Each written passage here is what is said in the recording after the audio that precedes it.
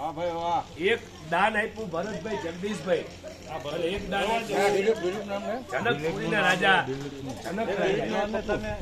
હવે સાંભળજો ખરી, આ બે થી ત્રીજો કોઈ થયો નથી, થવાનોય નથી.